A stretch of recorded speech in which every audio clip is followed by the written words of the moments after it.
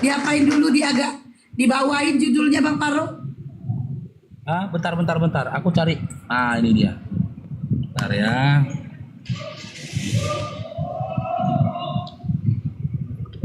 Bentar, aku besarkan aku dulu ya. Ya, biar enak.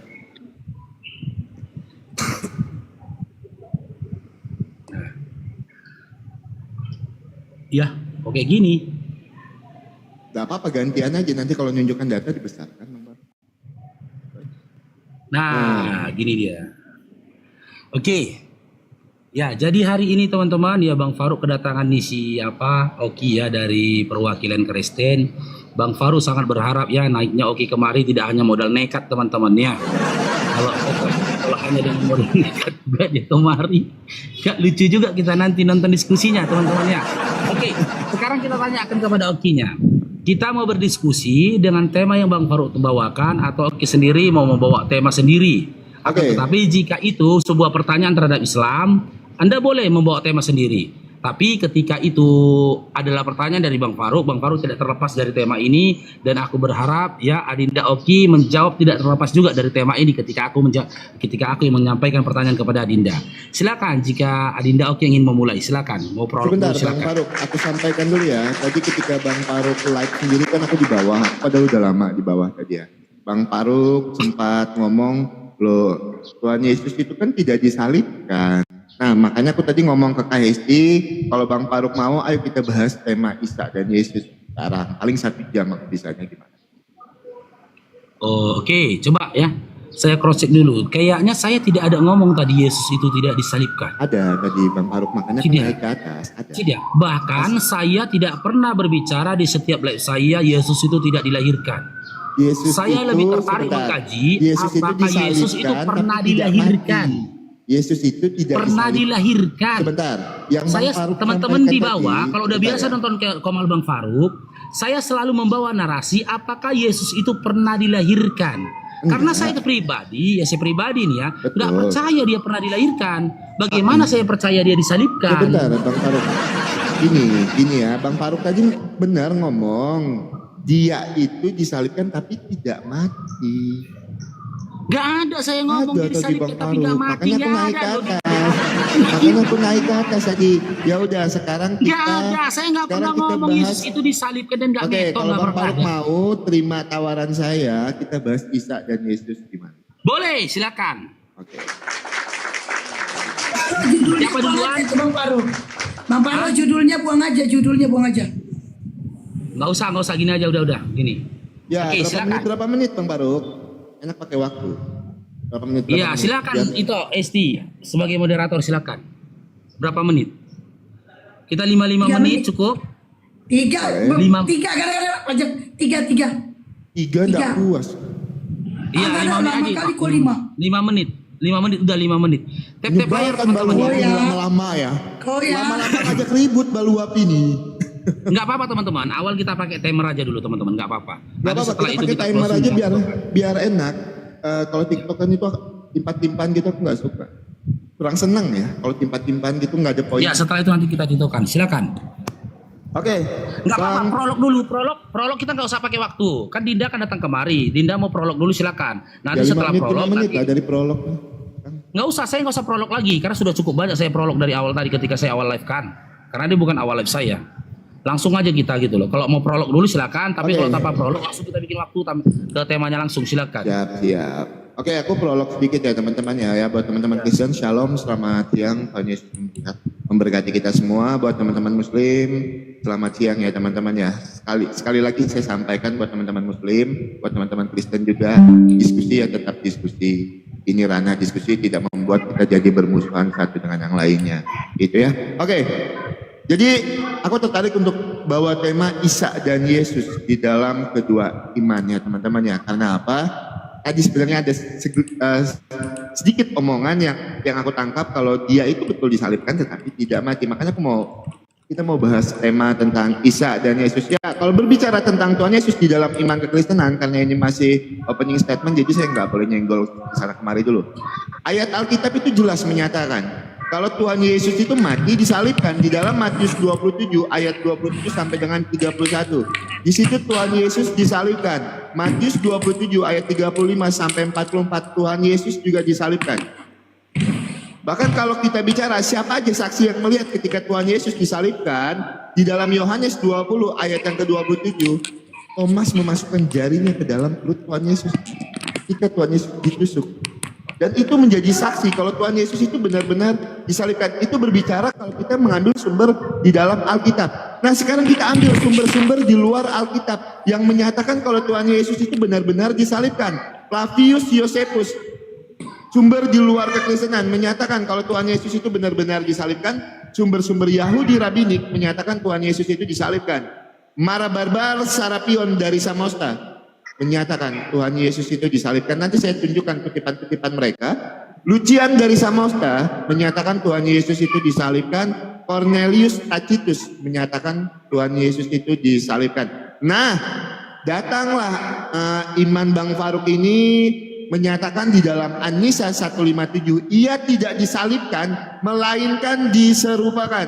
Jadi saya tertarik untuk membahas antara Isa dan Yesus ini. Ya, silakan Bang Faruk. Saya rasa cukup untuk ini saya. Silakan gunakan waktunya, timer. Oke, siap. Masya Allah. Ya.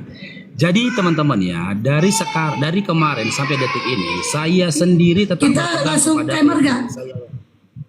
Langsung. Oke. Oke. Sebelum kita membahas tentang benar tidaknya penyaliban Yesus itu pernah terjadi, ada hal yang lebih penting kita kaji.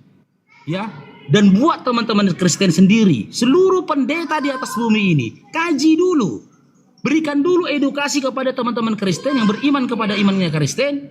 Ya, ada hal yang lebih penting. Apa yang lebih penting? Benarkah Yesus itu pernah dilahirkan di atas bumi ini? Karena apa saya pertanyakan ini? Kehamilan Maria itu fitnah, di mana dia hamil tanpa seorang suami. Dia hidup di tengah-tengah Yahudi, di bawah hukum Yahudi yaitu Torah, di mana di dalam kitab Ulangan 22 sudah ditentukan apa hukuman bagi wanita yang ketangkap basah melakukan perzinahan.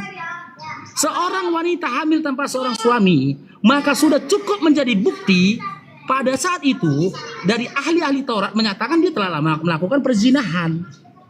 Silakan Dinda Oki, coba jelaskan kepada kami bagaimana Maria yang hamil tanpa seorang suami bebas dari hukum rajamnya Yahudi.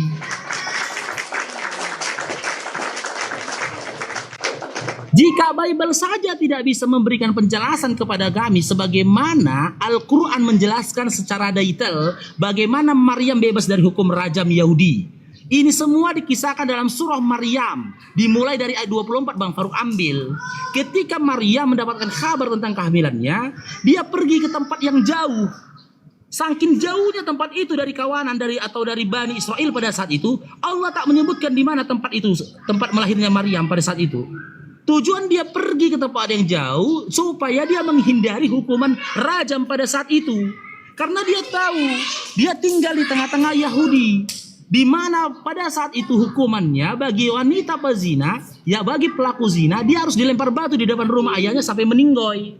Maka dia pergi ke tempat yang jauh. Setelah sampai ke tempat yang jauh itu, ya dia melahirkan di situ. Dan di ayat 28 sampai 29 jadi kisahkan dia diperintahkan untuk kembali kepada baninya, kepada kaumnya. Akan tetapi Maryam pada saat itu bertanya, bagaimana jika mereka mempertanyakan tentang anak ini? Adek, sana dulu. Bagaimana jika mereka mempertanyakan tentang anak ini? Malaikat menyampaikan kepada Maryam, jika mereka mempertanyakan kepada anak ini, katakanlah kepada mereka kau sedang berpuasa dan menunjuklah pada anakmu. Karena memang pada saat itu syariat pada saat itu berpuasa tidak boleh ngomong. Begitu Maryam sampai kepada baninya di saat itu, di perbatasan tanah Syam, itu Bani Israel sudah menunggu beserta dengan ahli-ahli Taurat pada masa itu. Terjadi mukjizat pada masa itu, di mana mukjizat ini hadir dari diri Isa ibnu Maryam. Mukjizatnya Isa ibnu Maryam bisa berbicara dalam buayan yang tertulis dalam surah Maryam ayat 30 sampai 34. Qala inni abadullahi atani alkitaba wa ja'alani nabiyya. Di ayat selanjutnya di mana Isa ibnu Maryam berkata, Sesungguhnya aku ini adalah hamba Allah. Kepada aku akan diturunkan kitab yaitu Injil, dan aku akan menjadi seorang nabi. Dan selanjutnya, di mana mukjizat ini menghadirkan rasa takut, gemetar di dalam hati orang-orang Yahudi yang berniat untuk merajam Maryam pada saat itu. Hingga mereka tidak jadi merajam Maryam, dan mereka meyakini ya bahwasanya hamilnya Maryam itu merupakan kekuasaan dari Allah.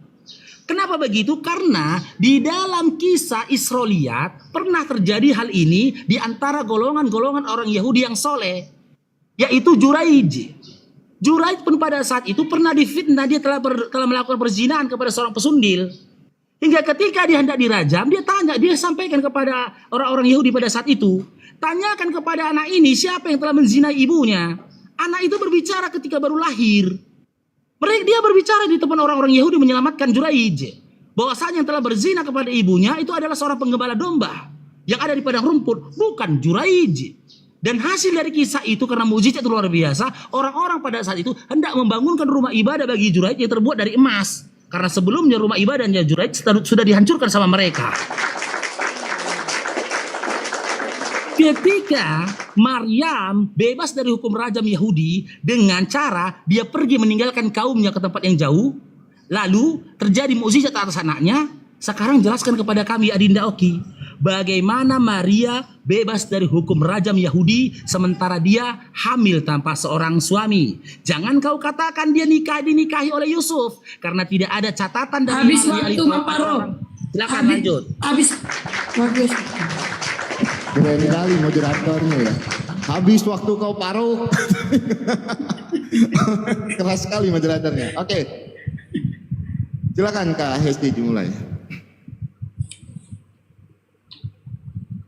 Udah mulai ya? Oke teman-teman, saya senang sekali ketika Bang Faruk bernarasi seperti ini. Kaji dulu apakah benar atau tidak Yesus itu pernah lahir ke dunia. Mari kita kaji itu berdasarkan data-data di dalam Alkitab, sumber-sumber sejarah, terus catatan-catatan di luar kekristenan atau di luar Islam yang mencatat tentang sejarah ini. Itu yang bisa mengkaji kita. Oke, saya jawab dulu pertanyaan dari Bang Faruk ya. Dan ini juga pernah saya jawab ketika Bang Faruk naik ke komal saya sebenarnya. Tapi ditanyakan lagi enggak masalah teman-teman. Ya, saya akan tunjukkan datanya karena kita akan berbicara data by data ya teman-teman ya. Oke teman-teman, di dalam Lukas 1 ayat yang ke-1 sampai seterusnya itu menjelaskan sebenarnya tentang kelahiran Tuhan Yesus itu. Tapi kita akan baca di dalam Lukas 1 ayat yang ke-30. Kata malaikat itu kepadanya, "Jangan takut hai Maria, sebab engkau beroleh kasih karunia di hadapan Allah. Sesungguhnya engkau akan mengandung dan akan melahirkan seorang anak laki-laki. Dan hendaklah engkau menamai dia Yesus. Ia akan menjadi besar dan akan disebut anak Allah yang maha tinggi. Dan Tuhan Allah akan menganugerahkan kepadanya tahta dari Daud bapa leluhurnya. Dan ia akan menjadi raja di atas kaum keturunan Yakub sampai selama-lamanya. Dan kerajaannya tidak akan pernah berkesudahan." Ayat yang ke-24. Kata Maria kepada malaikat itu, "Bagaimana hal itu mungkin terjadi karena aku belum bersuami?" Poinnya ada di ayat yang ke-35. Jawab malaikat itu kepadanya, "Roh Kudus akan turun di atasmu dan kuasa Allah Maha Tinggi akan menaungi engkau. Sebab itu anak yang akan kau lahirkan itu akan disebut kudus, anak Allah." Itu datanya teman-teman. Silahkan nanti Bang Faruk tanggapi data saya. Bentar ya teman-teman ya, aku balik kamera dulu. Ya masih berapa menit waktu saya. Nah, ketika Bang Faruk mau mengkaji, seperti yang saya sampaikan tadi, Bang, ada catatan-catatan di luar kekristenan yang menyatakan kalau Tuhan Yesus itu pernah hadir ke dunia dan disalibkan. Flavius Josephus Tacitus menyatakan Tuhan Yesus itu disalibkan. Dan fakta-fakta sejarah yang mendukung, banyak fakta sejarah yang menyatakan kalau Tuhan Yesus itu pernah hadir ke dunia ini. Pertanyaan saya pada Bang Faruk, ketika Bang Faruk membawakan narasi tadi, tunjukkan historikalnya, karena terkait di dalam An-Nisa 157, Isa itu tidak disalibkan melainkan diserupakan. Hal paling mendasar ketika cerita ini sudah ada di abad pertama, Tuhan Yesus itu datang di abad pertama. Terus datanglah abad ke-7 yang menyatakan ia tidak disalibkan melainkan disuruhkan. Tunjukkan historical Isa di dalam iman Bang Faruk, fakta sejarahnya. Hidup di abad keberapa? Tulisan-tulisan literasi Islam yang menyatakan yang terdekat ya, jangan pakai web, saya nggak mau pakai web. Ada di abad keberapa? Tunjukkan dulu. Ini hal paling mendasar kalau kita ingin membuktikan siapa sebenarnya yang benar atau yang tidak. Tuhan Yesus atau Isa. Tunjukkan historikalnya. Isa di dalam iman Bang Faruk itu hidupnya di abad keberapa.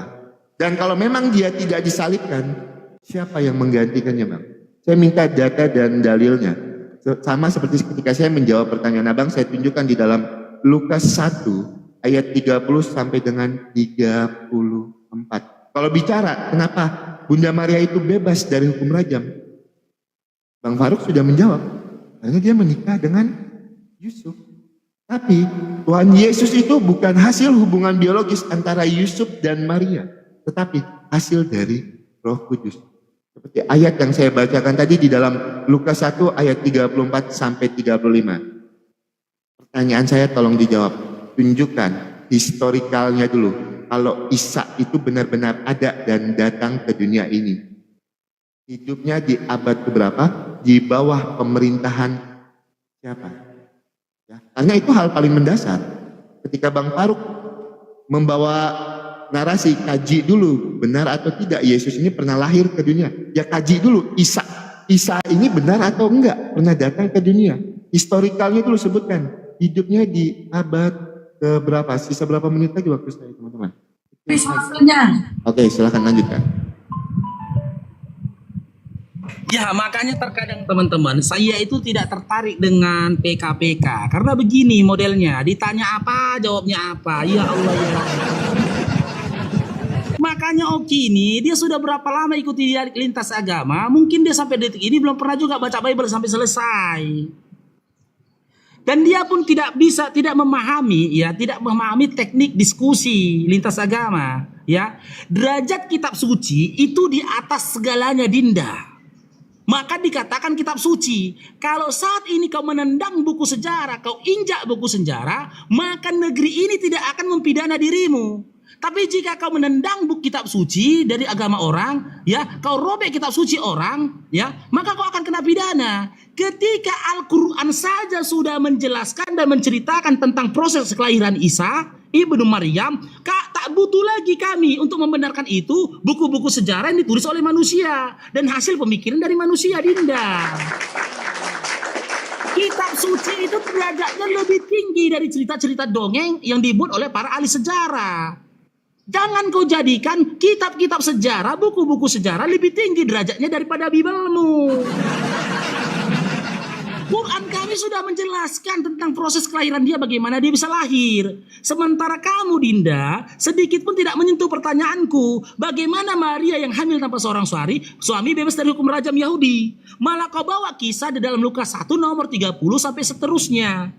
Di situ dikisahkan bahwasanya Roh Kudus mendatangi Maria. Jika Roh Kudus yang kau jadikan dalil atau dasar Maria tidak dihukum rajam oleh ahli-ahli Taurat pada masa itu, kau harus tahu Dinda, hak rajam itu di bawah tangan ahli-ahli Taurat, bukan di bawah kekuasaan dari Roh Kudus. Ahli-ahli Taurat lah yang memutuskan seseorang itu bersalah dan layak untuk dirajam, bukan Roh Kudus. Mau 1 Roh Kudus, mau 10 Roh Kudus, mau 1 juta Roh Kudus pun datang menemui Maria, itu tidak bisa menguatkan pembelaan Maria. Malah kau mau membenarkan, benar kata si Faruk, Yusuf telah menikah dengan Maria. Kasih 1 catatan dalam catatan orang-orang Yahudi, di mana wanita yang hamil boleh dinikahi oleh laki-laki. Kasih catatan, wanita yang hamil tidak boleh dinikahi oleh seorang laki-laki tanpa dijelaskan tentang kehamilannya ini. Di dalam Ulangan 22 nomor 23 kalau Bang Faruk nggak salah, dimulai dari nomor 21 sampai 23. ya, jika laki-laki itu mengaku telah memperkaus wanita itu, telah mengaku dia memperkaus wanita itu, maka wanita ini bebas dari hukum rajam Yahudi. Tapi yang dirajam itu adalah laki-laki yang telah memperkausnya. Karena itu dilakukan atas dasar paksaan. Berarti jika memang Yusuf mengaku di hadapan ahli Taurat, dia yang telah memperkaus Maria pada saat itu, dia harus dirajam dan dihukum metong pada saat itu. Dan jika kau benarkan terjadi pernikahan antara Yusuf dengan Maria, maka kau benarkan fitnahan orang Yahudi yang mengatakan Yesus itu adalah anak zina. Karena hanya anak zina lah yang boleh dinikahi oleh bapak di luar nikah. Itu buktinya. Jangan merengut Dinda. Ternyata ini baru ku ketahui gitu loh. Iman kalian membenarkan fitnahan yang dialami oleh Maria dan Yesus pada saat itu. Kalau kau berkata begitu, sakit kali hati Maria pada saat itu. Ketika dikatakan anaknya adalah anak zina dari Yusuf. Sakit kali hati Yesus pada saat itu. Ketika dikatakan Yesus itu adalah anak zina. Di dalam Bible dikatakan, kami bukan anak zina. Perkataan itu yang disampaikan oleh orang-orang Israel, Bani Israel pada saat itu, orang Yahudi kepada Yesus, itu mengolok-olok Yesus, mengatakan dia anak zina. Sementara Al-Quran menjelaskan proses melahirkannya Maryam penuh dengan kemuliaan dan menjaga kehormatan Maryam. Tidak ada ayat dalam Al-Quran mengatakan Maryam itu menikah dengan laki-laki lain. Tidak ada dalam ayat di Al-Quran dikatakan sampai dengan matinya Maryam dikisahkan Maryam itu menikah dengan laki-laki lain. Tidak ada di dalam ayat Al-Quran dikatakan Maryam pada saat itu menikah dengan laki-laki lain untuk menutupi kehamilannya. Tidak ada. Tetap terjaga kemuliaan, kesucian dan juga harga diri dari Maryam dan juga Isa ibnu Maryam itu sendiri. Silakan Dinda, kok jelas dulu gitu loh, kok fokus dulu, jangan kau bawa jangan kau jadikan roh. Habis waktunya Bang Faruk. Ya silakan. Oke, silakan dimulai KST waktunya. Udah. Ya teman-teman, inilah ya kan yang saya bilang ya, kesesatan dari cara berpikir Bang Faruk ketika dia menceritakan tentang Alkitab itu secara sembarangan, seenaknya dia. Ketika Bang Faruk menolak kalau Bunda Maria itu lahir dari Roh Kudus, lah Bang Faruk juga menolak apa yang tertulis di dalam Al-Quran Bang Faruk. Itu poin pertama. Jeder, selamat datang di kebenaran Bang Faruk. Ya, Bang Faruk menolak kalau Bunda Maria itu Bunda Maria itu mengandung dari Roh Kudus. Bang Faruk menolak, berarti Bang Faruk juga menolak apa yang tertulis di dalam Al-Quran Bang Faruk. Ya, itu yang pertama. Dan yang kedua, Bang Faruk sudah saya tegaskan, kenapa Bunda Maria itu terbebas dari hukum rajam, walaupun benar apa yang tertulis di dalam Ulangan 22 ayat 13 sampai dengan 21 itu, dalam hukum Taurat seorang wanita melakukan perzinahan atau hamil di luar nikah dapat dirajam. Betul. Ayat yang Bang Faruk bawakan itu betul, ya. Itu sangat-sangat benar. Tapi ingat, Bunda Maria lahir dari kuasa Roh Kudus. Maka di situ ada peran ilahi. Di dalam Lukas 1 ayat 26 sampai dengan 38. Terus juga ada keterlibatan Allah di situ Bang Faruk. Yesaya 7 ayat 14 saya bacakan. Ini loh, pakai data gitu kan. Yesaya 7 ayat yang ke-14. Yesaya 7 ayat yang ke-14. Sebab itu Tuhan sendirilah yang akan memberikan kepadamu suatu pertanda. Sesungguhnya seorang perempuan muda mengandung dan akan melahirkan seorang anak laki-laki. Dan ia menamakan dia Immanuel. Jeder, selamat datang di kebenaran. Itu data Bang Faruk, ya.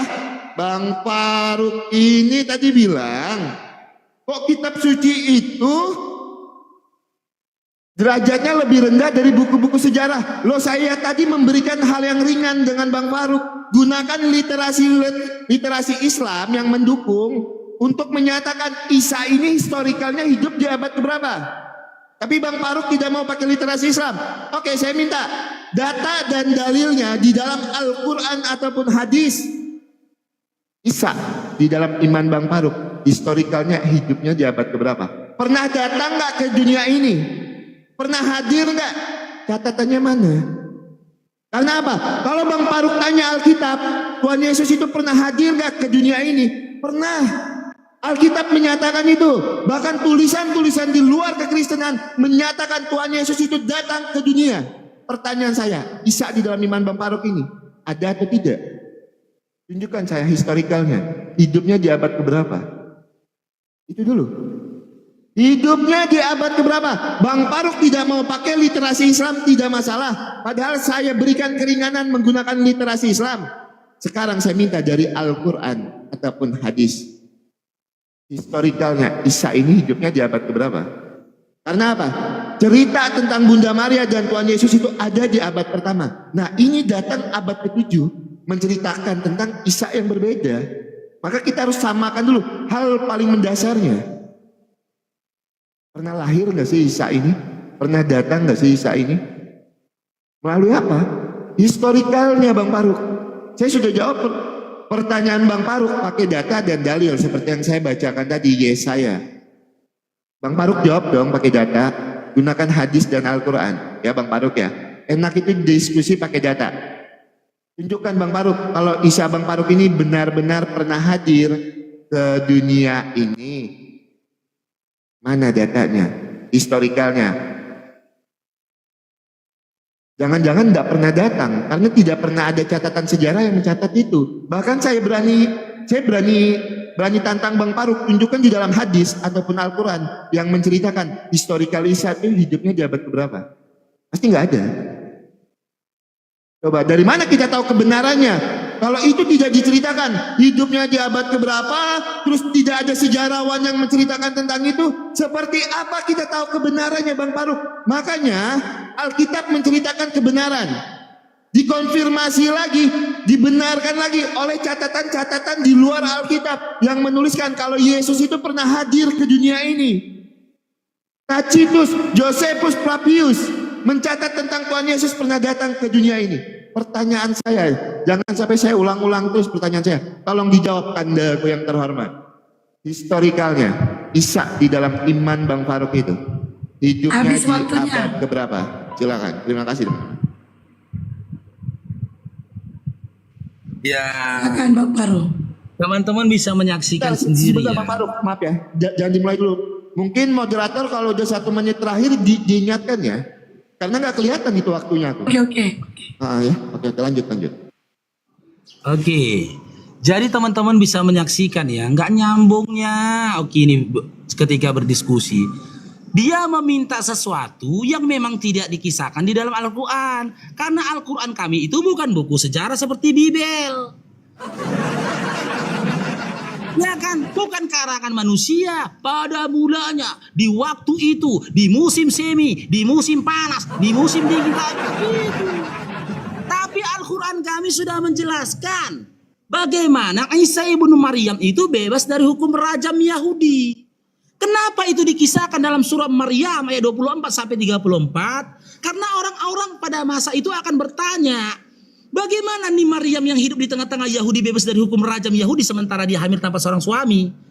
Ini ketika aku kembalikan pertanyaan itu kepada kau, aku minta kau senggol sedikit saja dalam Bibel kau. Bagaimana Maria bebas dari hukum rajam Yahudi? Maka malahan kau bawa-bawa Roh Kudus. Berkali-kali ku bilang, hak veto dari rajam itu di tangan dari ahli-ahli Taurat. Pemuka-pemuka Yahudi pada saat itu bukan berada di tangannya Roh Kudus.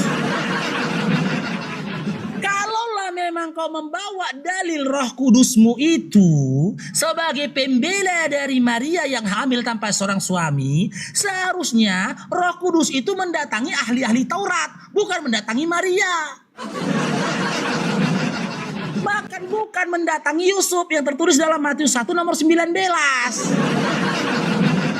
Ngapain Roh Kudus buang-buang waktu datangi Yusuf? Sementara keputusan rajam bukan ada di tangan Yusuf. Keputusan rajam itu ada di tangan ahli-ahli Taurat. Disitulah letak gabrulnya Bibel kalian itu. Ketika dibawa, diselidiki dengan akal, kontradiksi dengan akal. Contoh, ketika ini analogi, ketika seseorang melakukan kesalahan di Indonesia ini, kejadian misalkan kehamilan itu di Indonesia ini, hukum di Indonesia ini seperti hukum Yahudi, yaitu rajam. Kalau memang perempuan itu mau bebas dari hukum rajam, jika memang itu kehendak dari Tuhanmu dalam bentuk Roh Kudus menyampaikan kepada wanita itu, harusnya Roh Kudus itu mendatangi Bapak Presiden,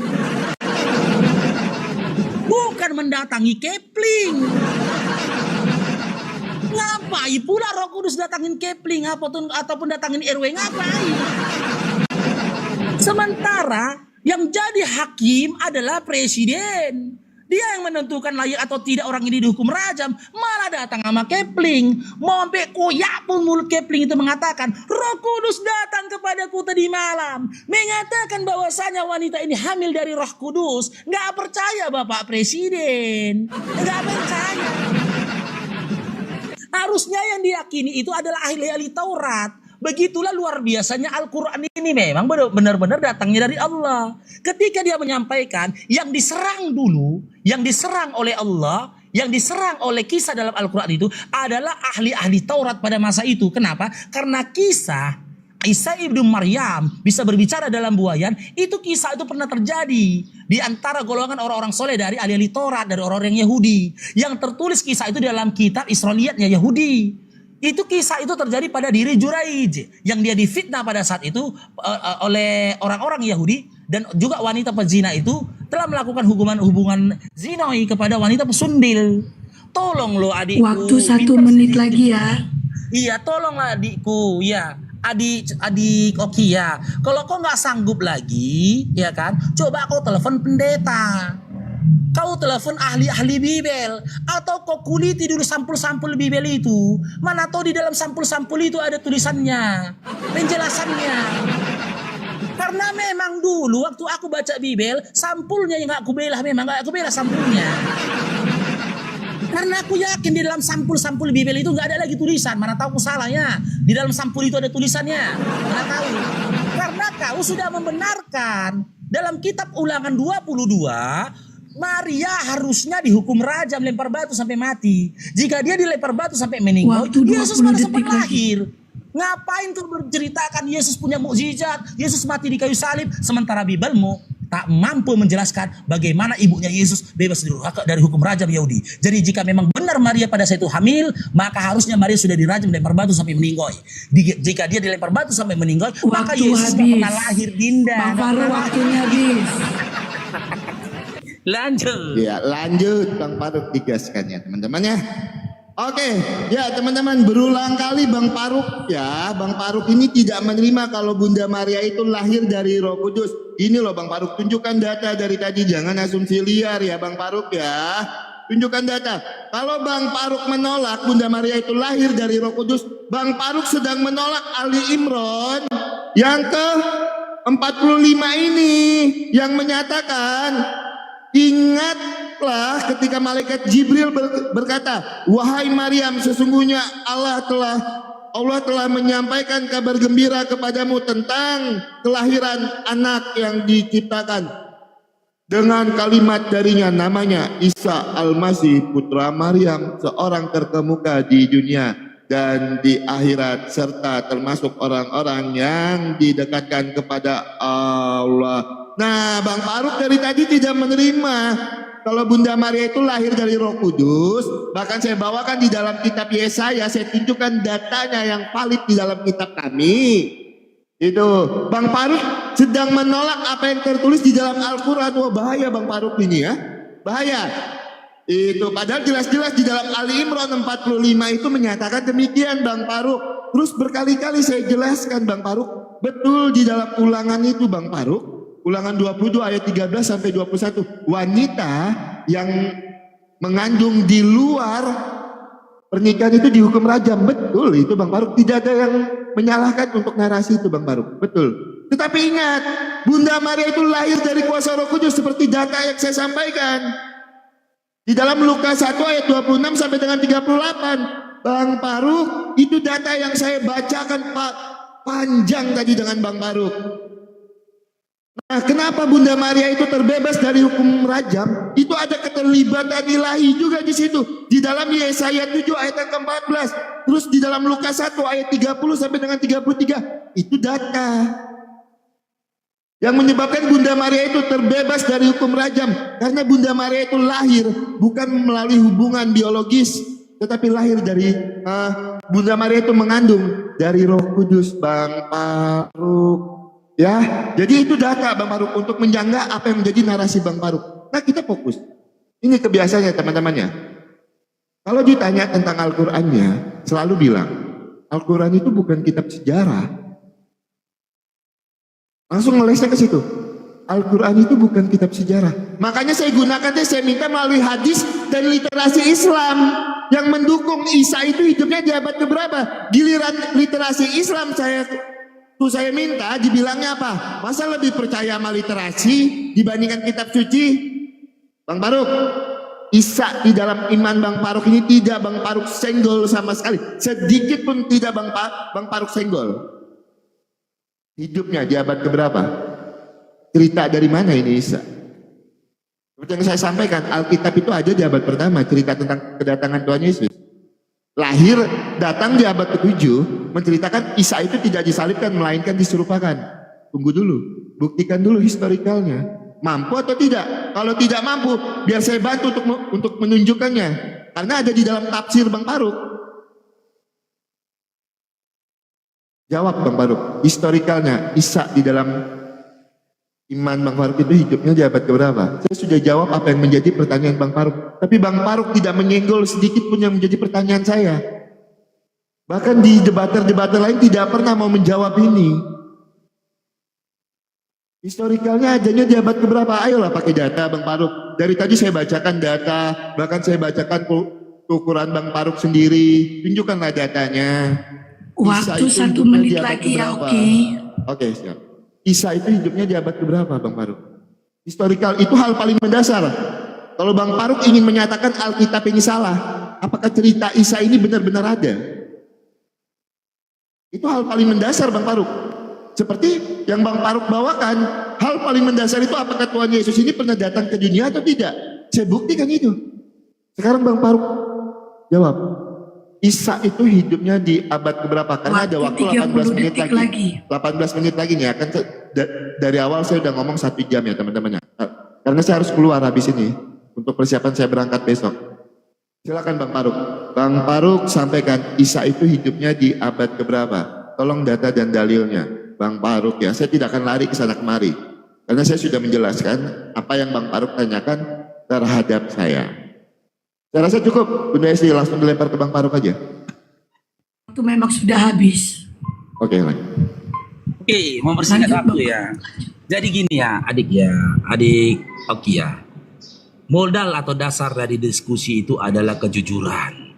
Kalau aku mengikuti framingmu, narasimu, maka yang ada kau nanya-nanya terus nanti sama aku. Iya kan?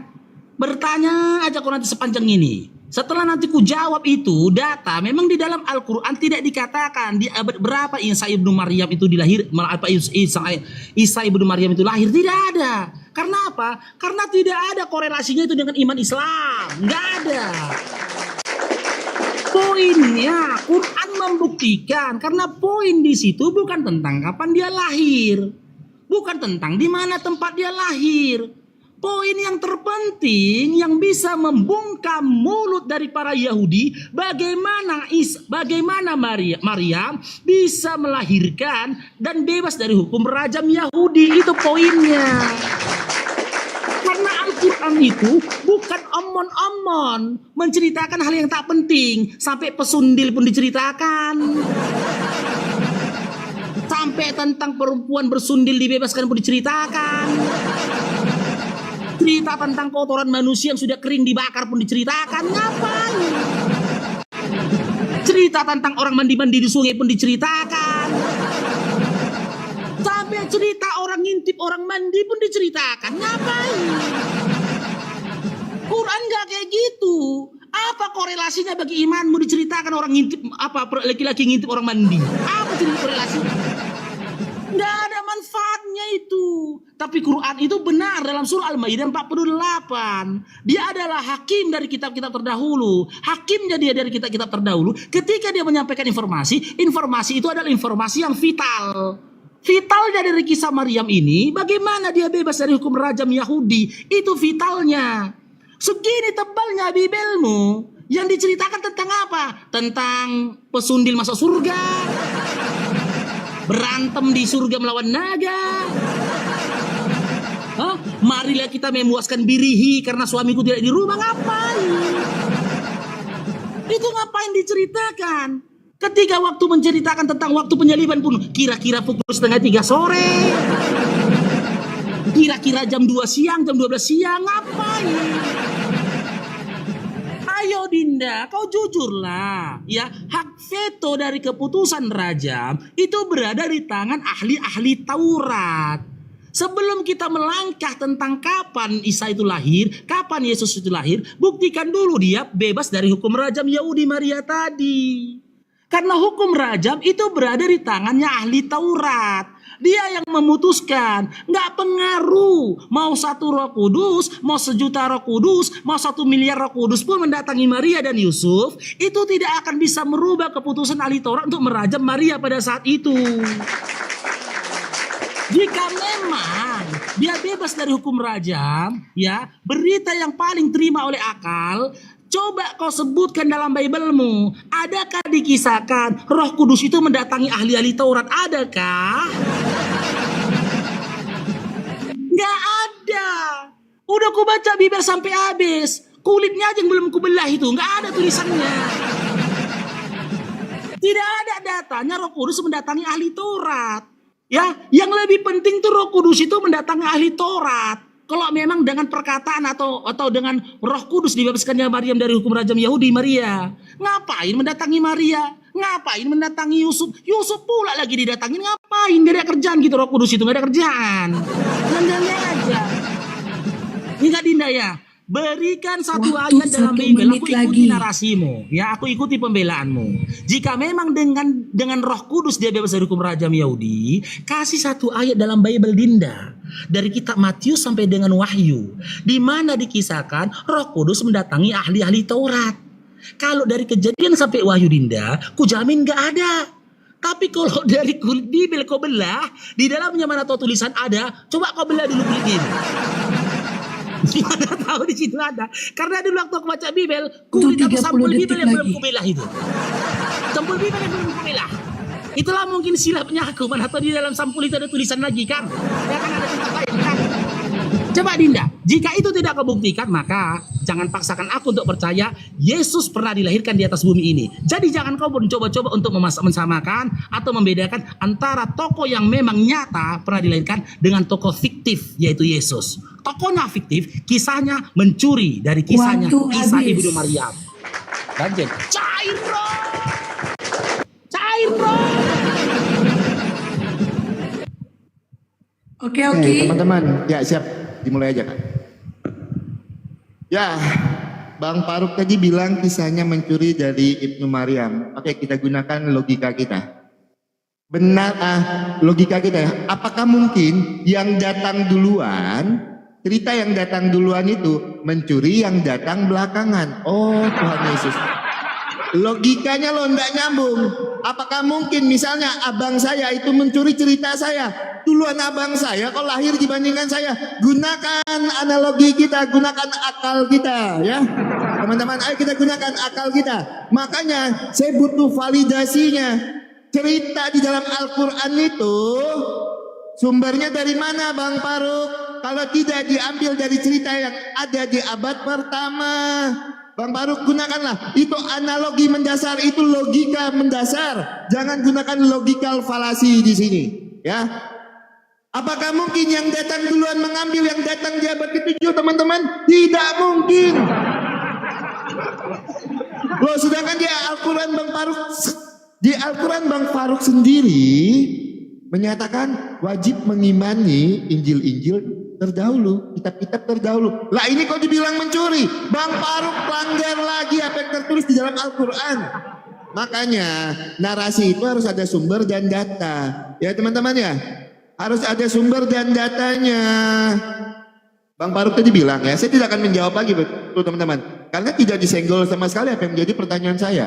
Siapa yang digantikan? Historikalnya hidup di abad keberapa?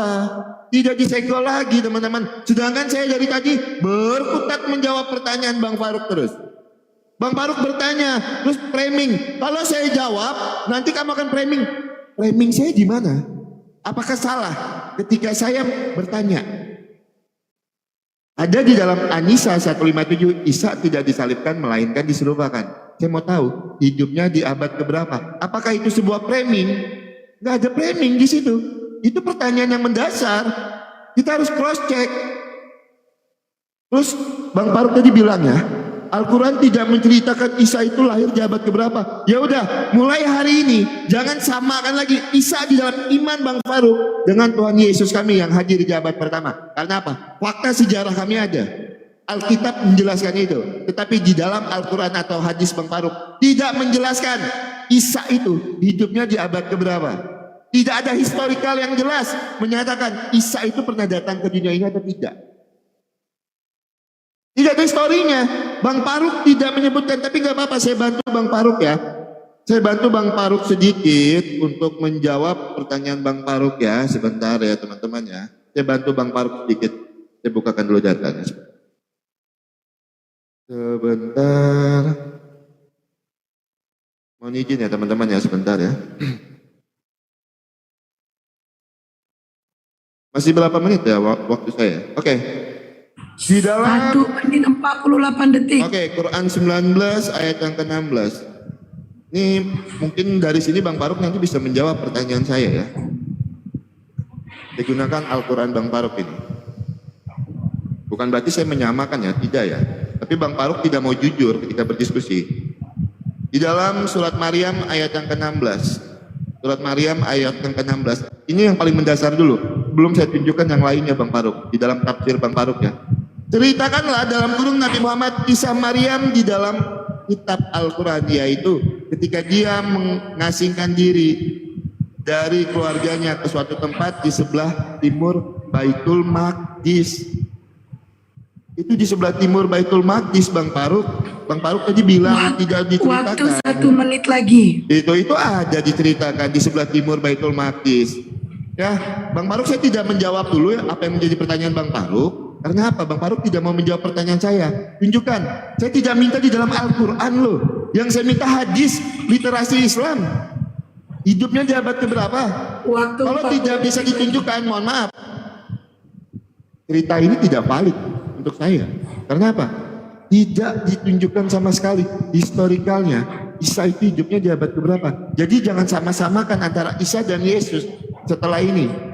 Ya silakan untuk Bang Faruk menanggapi terakhir karena udah mau jam 2 teman-teman. Di awal aku udah ngomong 1 jam ya. Aku nggak akan menanggapi lagi. Silakan Bang Faruk tanggapi, setelah itu saya selesai. Mohon izin ya, mungkin kita akan bahas di lain waktu ya. Silakan, Oke, Bang Faruk. ya bentar ya saya. Berarti ini closing statement ini Bang Faruk nih. Saya tidak akan menanggapi lagi Bang Faruk. Gitu. Waktu Oke. habis. Statement boleh. Oke. Jadi gini teman-teman ya.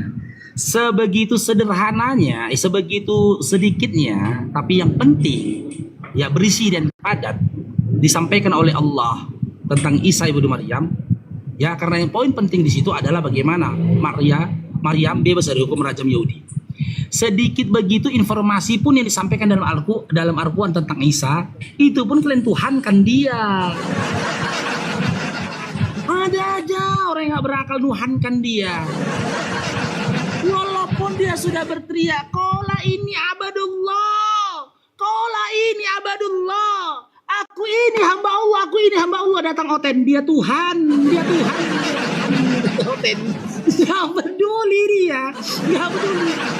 Jadi kalau aku tanya historikalnya Dinda, ya kau datang berikutnya atau kita offline saja, aku bisa jabarkan kepadamu. Dimulai dari kisah ditulis dalam Al-Quran, ya, di dalam surah Maryam dimulai ayat 16. Dari tafsir-tafsir yang disampaikan oleh para ulama kami menunjukkan kapan tempat lahirnya. Dimulai dari berbuahnya pohon kurma, itu panjang kisahnya. Tapi yang bikin Babang Faruk ini sedih, Dinda, kenapa kau tidak mau jujur bahwasanya Bible-mu itu tidak mampu menjelaskan bagaimana Maria bebas dari hukum rajam Yahudi, Dinda. Sekarang gini kau katakan pula bagaimana yang datang pertama kali menjiplak yang datang berikutnya. Halo Dinda, Kau kitabmu kitab terjemahan. Tak pernah kulihat orang Indonesia ini memegang Bible dengan original teksnya bahasa Yunani, Dinda. Terjemahan kalian itu adanya abad ke-17, Dinda. Adanya abad ke-17. Quran kami turun abad ke-7. Bisa saja terjemahanmu mencontek ketika Al-Quran dibacakan dalam kisah Isa bin Maryam di dalam kitab Maryam itu sendiri. Kalau memang kalian membuktikan bahwasanya kisah Isa bin Maryam yang kalian contek, kalian jadikan Yesus sebagai tokohnya, kisahnya kisah Isa bin Maryam. Tokohnya Yesus yang kalian bikin namanya. Coba, nah ini pertanyaan ini keras nih.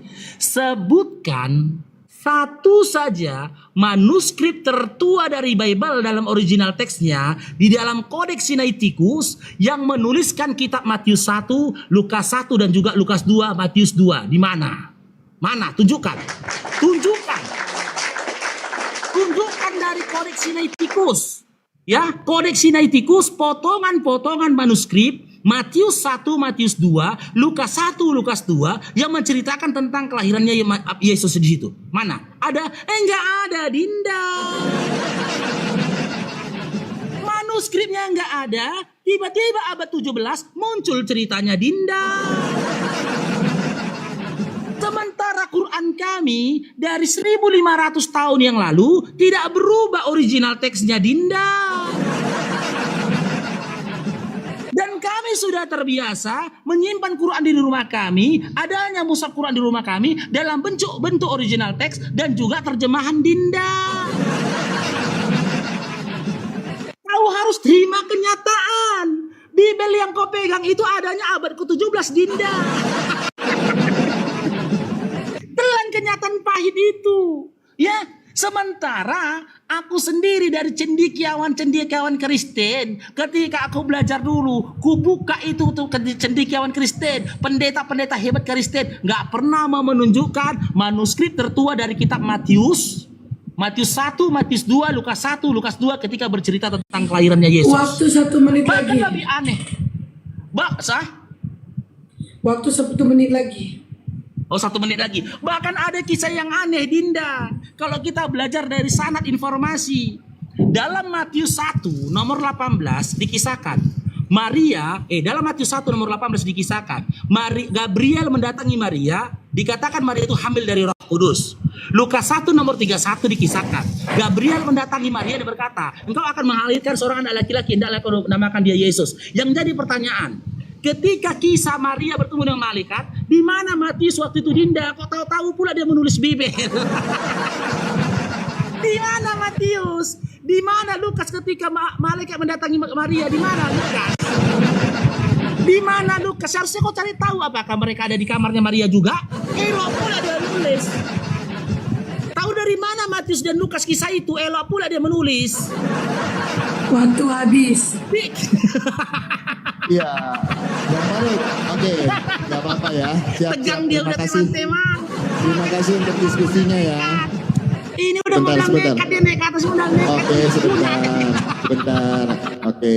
Ya, Ini silakan. karena di awal saya udah ngomong tadi ya 1 jam gitu. Karena saya harus siap-siap buat berangkat besok. Banyak hal yang harus saya beli gitu. Nah, jadi kita akan lanjutkan diskusinya nanti. Kalau memang saya bisa selesai sore, kita akan lanjutkan sore. Tapi kalau bisa ya Bang Faruk ya, diskusi itu elok itu pakai data, Bang Faruk. Jangan modal framing sana sini. Giliran di closing statement, Bang Faruk bilang, kalau mau offline aja saya jabarkan sejarahnya, kan lucu. Ya kenapa nggak dari awal aja bilang tadi kita diskusi offline, Bang Faruk, bukan pas closing statement. Lucu kali, giliran udah tertekan, lalu bilang nanti aja pas offline baru diceritakan mana datanya itu. Tapi nggak apa-apa, teman-teman. Kalau memang Bang Faruk masih lab sampai malam, kalau saya udah selesai nanti sore saya naik lagi karena memang ada keperluan saya jam 1, makanya dari tadi saya tunggu itu sebenarnya bisa 1,5 jam. Cuman kan Bang Faruk ada kegiatan kan tadi. Ya teman-teman ya. Oke teman-teman, terima kasih banyak ya buat Bang Faruk, KST untuk roomnya luar biasa. Tidak ada mute-mute, tidak ada potong-potongan. Kalau ada kata-kata saya yang menyakiti hati kalian juga saya minta maaf ya. Bang Faruk, KST ya. Oke, selamat siang. Saya izin turun ya teman-teman ya.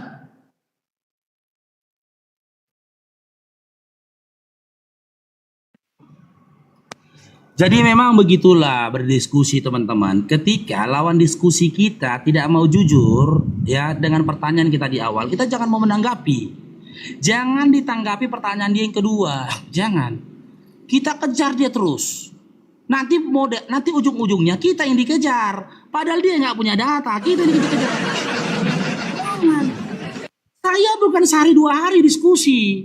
Di dunia debat di TikTok ini mungkin baru ini saya muncul. Tapi di awal keislaman saya, bahkan sebelum saya masuk Islam, saya sudah diskusi sesama Kristen dulu. Gak kayak gitu kayak berdiskusi Dinda. Aku bilang di awal tadi, modal dasar dari diskusi jujur. Kau jujur, benar Faruk. Saya tidak menemukan data secara konkret yang diterima oleh akal bagaimana Maria bebas dari hukum rajam Yahudi. Itu benar. Oleh karena itu, boleh aku bertanya kedua? Kau tanyakan. Ya, sejarahnya di tahun berapa Isa ibnu Maryam itu lahir. Ya kan gitu. Nanti kita paparkan dari tanda-tanda yang disampaikan Allah di dalam Al-Quran. Khususnya dalam surah Maryam. Memang di dalam surah Maryam ayat 16 itu dikatakan di sebelah timur Baitullah. Sebelah timur Baitullah. Kalau data itu nanti kutanya, kupaparkan kau, enak kau. Jadi rendang nanti kau buat aku. Di mana di sebelah timur Baitullah? Di mana? Di mana? Makan dong, cair dong. Maka ku bawa ayat 24-nya ketika dia pergi ke tempat yang jauh. Jauh itu sudah meliputi timur dan juga barat, Dinda. Karena poin yang terpenting itu dia menjauh dari kaumnya. Supaya dia jangan dirajam. Ini elok pula dia masih di Bethlehem. Udah hamil tanpa seorang suami di Bethlehem dia masih juga. Gimana itu? Ya kan? Terus kau cerita, wah bagaimana yang lahir duluan, yang ada duluan, mencuri kisah yang belakangan. Bagaimana Bible bisa mencuri kisah Quran sementara Bible duluan ada? Dinda, Bible yang ada pada kau terjemahan dari dulu sampai sekarang. Bukan original. Kasih koreksi netikus di dalam manuskrip tertuamu. Ada nggak tertulis itu Matius 1, Matius 2, Lukas 1, Lukas 2? Ada nggak? Kalau ada paparkan di sini. Silakan kau translitkan perkata dalam manuskrip itu. Apakah sesuai dengan yang tertulis di dalam Biblemu terjemahan? Sesuai kah? Ngarang aja Dinda ini. Ya. Jangan hanya kau aja ingin dipuaskan sementara kau tidak berupaya untuk menghadirkan edukasi dari diskusi kita sepanjang 1 jam tadi. Oke, lanjut itu. Oke, naikin yang lainnya. Moderator, Bang Bayu, selamat siang. Selamat siang. Assalamualaikum warahmatullahi wabarakatuh. Waalaikumsalam. Oke, naikin yang lain moderator. Diskusinya udah dari tadi ya? Udah 1 jam. No. Kalau ngomong fakta sejarah, emang sejarahnya itu salibnya sekarang Yesus di mana kalau ada fakta sejarahnya? Oke. Bang Bayu malah nanya. Tuh, Bang Faru udah selesai nih. Aku baru debat dari Bang Arif Udah tadi. 1 jam. Aku tuh. Lagian yang lain gak boleh dinaikkan. Hanya Bang Faru aja Lambat sama dia. Aku cuma sebagai moderator aja. Oke. Iya tadi nggak aku minta naik nggak dinaikkan kan? Oh berarti Mbak Hesti mempertimbangkan satu head to head aja. Mau aku Iya. rekam tapi jaringanku jelek. Jadi aku jalan dulu, ditarik sama teman-teman lain. Jadi naiklah aku. Cuman gara-gara si Major ya. Si Major yang suka Kenapa si Major? cari perhatiannya Mbak Hesti tapi nggak dipandang karena kenapa? Kenapa si Kenapa, Pak? Major?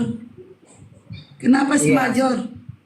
Iya kan dia nanya, aku masih pengikutku Yesus. Kenapa kamu meninggalkan Kristus, Filipus?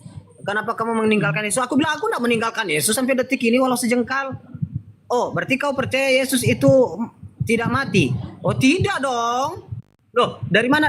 Pas aku mau jawab dia nggak mau dengar jawabanku. Hanya orang goblok katanya yang masih bilang percaya Yesus tapi tidak percaya Yesus mati.